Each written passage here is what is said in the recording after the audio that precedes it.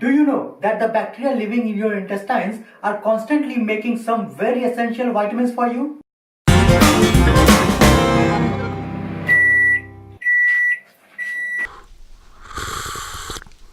Today we are going to talk about how our microbiota helps us stay healthy. We'll also be discussing how our microbiota communicates with our immune system and with our brain. We'll be discussing the role of microbiota in our behavior. Towards the end of the video, we'll be explaining how our microbiota governs our food habits and vice versa. Welcome back. In the previous video, we introduced you to the human microbiota that includes billions of tiny microscopic organisms that live in our body. Yeah, and if you haven't watched that video yet, I would suggest you to go and watch that video by clicking the link given in the description below. And now, science buddy, I still have same question in my mind which I asked in the last video. I don't understand how they are helping us. We are giving them shelter to live, we are giving them food to eat, but what they are doing to us, I don't know. To answer your question, today we are going to talk about the various ways in which our microbiota helps us stay healthy.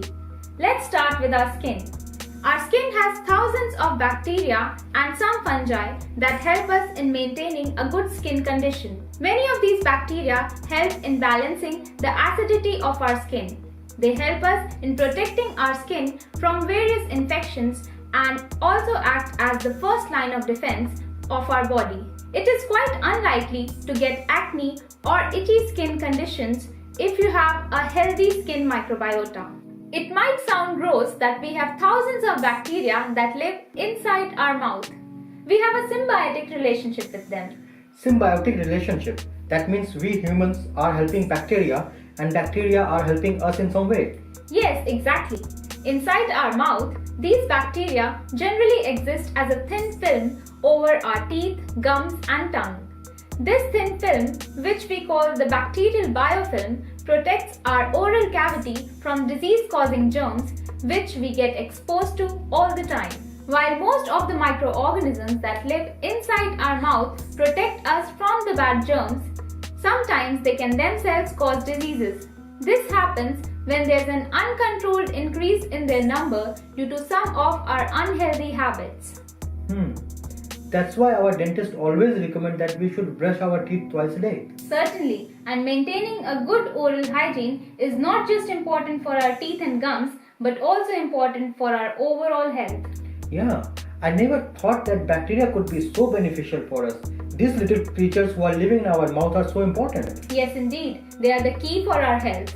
Yeah, and I also remember that in the last video you said that there are a lot of microbes living in our digestive tract. What they are doing there? Our digestive tract is their favorite place. The microbes that live in our digestive tract are the most important of all, and they are commonly called as gut microbiota. Gut microbiota. I have a gut feeling that our further discussion is going to be even more interesting. Our gut microbes mainly live in our large intestine. They are over 1 billion in number.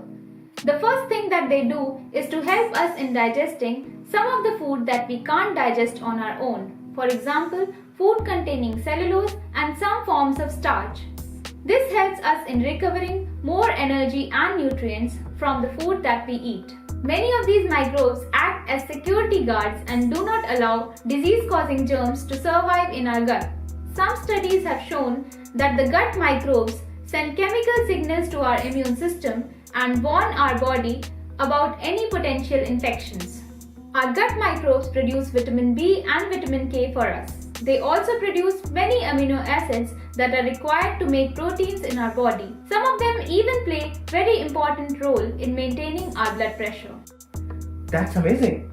Not just this, a recent study has suggested that the gut microbiota plays a very important role in our behavior.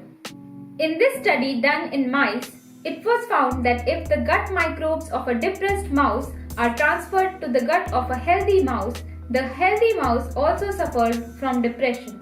This and many such studies suggest that our gut microbes directly communicate with our brain. Researchers have found that our gut bacteria also dictates what we eat by sending signals to our brain. They tell our brain to eat the food they like. The different kinds of bacteria that live in our gut like different types of food. Some of them like healthy foods, while some like unhealthy or junk food. The more junk food we eat, the more junk food loving bacteria grow in our gut. The increasing number of these bacteria send signals to our brain to eat more such food, and we start craving for junk food. The same applies for healthy food. There are several studies that suggest a link between the different types of microbes that live in our gut and several diseases such as type 1 diabetes, obesity, inflammatory bowel disease, and even cancer.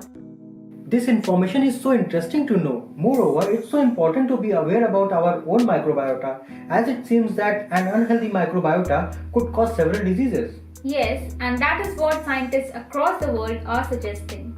Yeah. What can we do to keep our microbial friend happy so that they can keep us healthy? It is very important for us to keep our microbiota healthy and happy. In our next video, I am going to tell what we can do to maintain a healthy microbiota. Guys, stay tuned to know how to keep your microbiota healthy. Meanwhile, to spread awareness about microbiota, please share this video with your family and friends, and also subscribe to our channel Sciencey Soup. We bring science to you in very simple language, because if science is not your cup of tea, here comes your bowl of Sciencey Soup. And also, once you have subscribed to our channel Sciencey Soup, please press the bell icon so that you never miss any of our video in future. We'll be back soon with our next video. Till then, take care And stay curious.